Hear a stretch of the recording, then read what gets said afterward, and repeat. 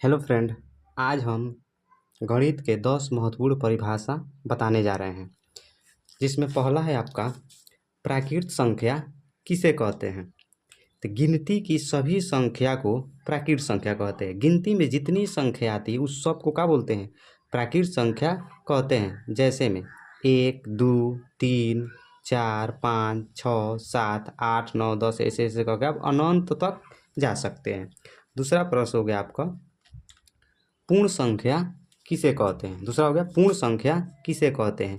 तो गिनती की संख्या में कह रहे हैं, गिनती की संख्या में शून्य यानी जीरो शामिल कर देने पर पूर्ण संख्या प्राप्त हो जाती है। जैसे देखिए गिनती की संख्या है ना, इसमें क्या किए हैं, शून्य लगा दिए हैं। स्टार्ट में क्या कीजिएगा, गिनती की संख्या में आप शून्य लगा दीजिएगा तो बन जाएगा पूर्ण संख्या। 3 नंबर आपका प्रश्न हो गया पूर्णांक संख्या किसे कहते हैं। पूर्णांक संख्या किसे कहते हैं। तो पूर्ण संख्याओं के समूह में, कौन सी संख्या, पूर्ण संख्याओं के समूह में ऋणात्मक यानी माइनस वाली संख्या शामिल कर देने पर पूर्णांक संख्या प्राप्त हो जाती है। जैसे में देखिए -3, -2, -1, 0, 1, 2, 3 डॉट डॉट डॉट अनंत तक जा सकते हैं। 4 नंबर आपका प्रश्न हो गया कि सम संख्या किसे कहते हैं। देखिए वैसी संख्या जिसमें दो से पूरा पूरा भाग लग जाए तो उसे सम संख्या कहते हैं। जैसे में 2, 4, 6, 8, 10, 12 ये ऐसी संख्या है, इसमें आप 2 से भाग दीजिएगा तो ये पूरा पूरा भाग लग जाता है। 12 के आगे भी आप और भी ले सकते हैं। जैसे 2 में भाग दे दीजिए कितना से, 2 से, तो 2 एकम 2 कट जा रहा है। 2 से 4 में भाग दीजिए, 2 दूना 4 ये भी कट जा रहा है। और 12 में भी दे सकते हैं, 2 छक्का 12 ये भी कट जा रहा है। और भी आप ले सकते हैं, 12 के बाद 14, 16, 18 सब में 2 से भाग लग जाता है। अब आगे देखिए विषम संख्या किसे कहते हैं। 5 नंबर हो गया आपका विषम संख्या किसे कहते हैं। तो वैसी संख्या जिसमें 2 से पूरा पूरा भाग नहीं लगे, वैसी संख्या जिसमें 2 से पूरा पूरा भाग नहीं लगे यानी शेष कुछ बच जाए तो उसे विषम संख्या कहते हैं। जैसे में 1, 3, 5, 7, 9, 11, 13, 15 और भी ले सकते हैं। 15 के बाद 16, 17, 17 के बाद 19, 20 नहीं होगा, 21 नहीं होगा, 22 भी नहीं होगा, 23 हो सकता है। ऐसे भी आप अनंत तक जा सकते हैं। जितनी संख्याएं लिखी है इसमें आप 2 से भाग दे के देख सकते हैं, शेष बच जाता है, पूरा पूरा भाग नहीं लग। जैसे 3 में भाग दे दीजिए तो 2 एकम 2 शेष 1 बच गया। और भी लीजिए 5 में भाग दे दीजिए, 2 दूना 4 शेष कितना, 1 बच जा रहा है। जितनी संख्या सब में शेष 1 1 बच जाता है। अब आगे देखिए आपका 6 नंबर प्रश्न देखिए भाज्य संख्या किसे कहते हैं। वैसी संख्या जो एक और स्वयं के अतिरिक्त किसी अन्य संख्या से भी कट जाए तो उसे भाज्य संख्या कहते हैं। जैसे 4, 6, 8, 9, 10, 12, 14, 15 ऐसे ऐसे करके आप अनंत तक जा सकते हैं। देखिए कहने का मतलब कि एक और स्वयं के किसी अन्य से कट जाए। जैसे 4 ले लीजिए, 4 1 से भी कट जाएगा, 1 चौके 4, 4 2 से भी कट जाएगा, 2 दूना 4 और 4 4 से भी कट जाएगा। यानी इस एक और स्वयं के अतिरिक्त किसी अन्य से कट जा रहा है, हो जाएगा। 4 के बाद 5 नहीं होगा। देखिए 5 या तो स्वयं से कटता है, 1 से कटता है, या तो सिर्फ स्वयं से कटता है, तो 5 नहीं होगा। 6 ले सकते हैं, 6 देखिए 1 से कट जाता है, 2 से भी कट जाता है, 3 से भी कट जाता है और 6 से भी कट जाता है। तो एक और स्वयं के अतिरिक्त किसी अन्य से कट जा रहा है तो इसे कहेंगे हम लोग भाज्य संख्या। जैसे में आप 15 के बाद और भी ले सकते हैं, 16, 17 नहीं होगा, 18 हो जाएगा। ऐसे आप और भी ले सकते। अब 7 नंबर प्रश्न देखिए अभाज्य संख्या किसे कहते हैं। वैसी संख्या जो एक और स्वयं के अतिरिक्त किसी अन्य संख्या से नहीं कटे तो उसे अभाज्य संख्या कहते हैं।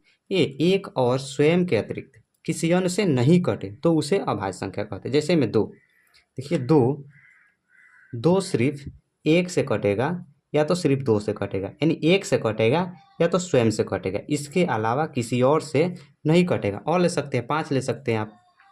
5 देखिए या तो 1 से कटेगा या तो 5 से कटेगा। और 7 ले सकते हैं, 7 या तो 1 से कटेगा या तो 7 से कटेगा, तो इसे ही हम लोग अभाज्य संख्या कहते हैं। जैसे 17 भी ले सकते हैं, 17 या तो 1 से कटता है या तो 17 से कटेगा, तो इसे हम लोग क्या कहते हैं, 8 नंबर का प्रश्न आपका हो गया। सहअभाज्य संख्या किसे कहते हैं? सहअभाज्य संख्या किसे कहते हैं? तो वे दो संख्याएं जिनका मौसा एक हो तो उसे सहअभाज्य संख्या कहते हैं। वे दो संख्याएं जिनका मौसा एक हो तो उसे सहअभाज्य संख्या कहते हैं। जैसे में 2, 3, इनका मौसा आप निकालिएगा तो 1 आएगा। जैसे हम देखिए निकाल के दिखा रहे हैं आपको। मौसा आप ऐसे भी निकाल सकते हैं, भाग विधि 2 से 3 में भाग देके, यानी 2 एकम 2, 1 आ गया। फिर 1 से 2 में भाग दे देंगे, 1 दूना 2, मौसा आपका कितना आ गया? 1 आ गया। और भी लग सकता है सबसे बड़ा 7 और 8 निकाल सकते हैं, यानी 7 एकम 7, 1 बच जाएगा। फिर से 1 सते 7, मौसा कितना आ गया? 1 आ गया। इसे हम लोग कहते हैं सहअभाज्य संख्या। 9 नंबर आपका प्रश्न हो गया, परिमेय संख्या किसे कहते हैं? सबसे इम्पोर्टेंट और VVI है। परिमेय संख्या किसे कहते हैं? देखिए, वैसी संख्या जिसको P/Q के रूप में लिखी जा सके।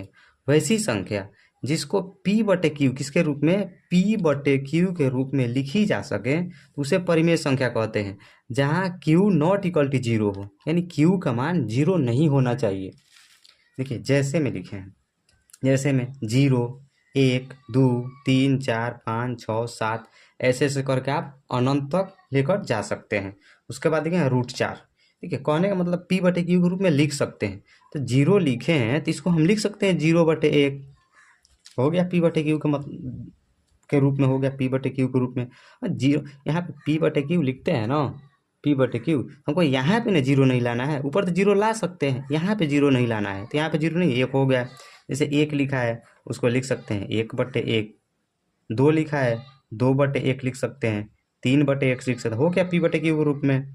अब आगे देखिए दिया है जैसे में √4, √4, √4 का वर्गमूल 2 हो जाता है, हो गया। जब 2 आ गया, यहाँ पे 2 लिखा है, इसका आंसर 2 आ गया, तो ये भी हो सकता है। और √9 है, √9 का वर्गमूल कितना होता है? 3 हो जाता है। √16 का 4 हो जाता है, √25 का 5 हो जाता है, √36 का 6 होता है। ऐसी जितनी संख्या जो रूट से निकल जाती है उसे हम लोग परिमेय संख्या कहते हैं। जो नहीं निकलती है रूट से उसे अपरिमेय संख्या कहते हैं। देखिए और आपके एग्जाम्पल दिए हैं, जैसे हम लिखे हैं 2/3, ये तो ऐसा ही दिख रहा है कि P/Q के रूप में है। 5/7, 3/5, 9/6, 9/6 लिखें तो कट भी जाएगा, 3 दूना 6 और 3 3 का 9, 3/2 भी लिख सकते हैं इसको। और लिखे हैं देखिए यहाँ पे 3 + 5/4, 3 + 5/4, यानी 5 3 8/4, यानी कट जाएगा, 1 भी आ जाएगा, ऐसे भी हो सकता है। 6 - 4 ये भी हो जाएगा। ठीक, आगे देखिए 5 नंबर एग्जाम्पल में लिखे हैं, 5 नंबर में लिखे हैं कि 0.333।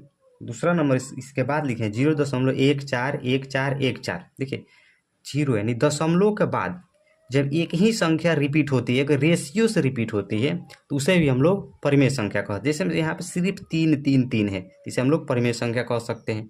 यहाँ पे भी देखिए 0.141414, एक रेशियो से रिपीट हो रहा है, बढ़ते घटते रिपीट नहीं हो रहा है, सिर्फ एक जैसा ही रिपीट हो रहा है, इसको भी हम लोग परिमेय संख्या कह सकते हैं। आगे देखिए 10 नंबर आपका, अपरिमेय संख्या किसे कहते हैं?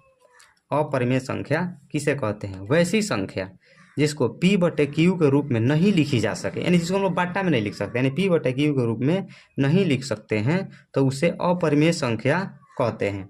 जैसे में √2 के नीचे हम लोग 1 नहीं लिख सकते हैं।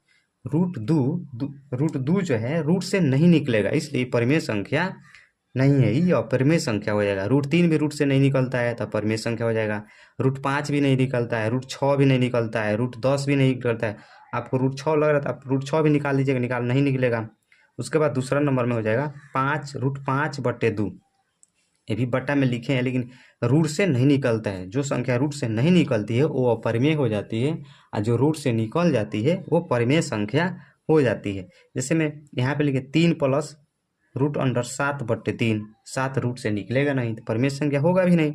यहाँ पे √6 रूट से नहीं निकलेगा, इसलिए भी परिमेय संख्या नहीं होगा। और देखिए यहाँ पे वो इम्पोर्टेंट लिखे हैं कि 0.1010100100100 आपको यहाँ पे बताए थे कि जब एक रेशियो से रिपीट होता है तो परिमेय संख्या हो जाता है। लेकिन यहाँ पे देखिए एक रेशियो से रिपीट नहीं हो रहा है, एक के बाद यहाँ पे एगो जीरो, फिर एक के बाद डबल जीरो, फिर एक के बाद ट्रिपल जीरो, यानी बढ़ते क्रम में, तो ये हो जाती है अपरिमेय संख्या।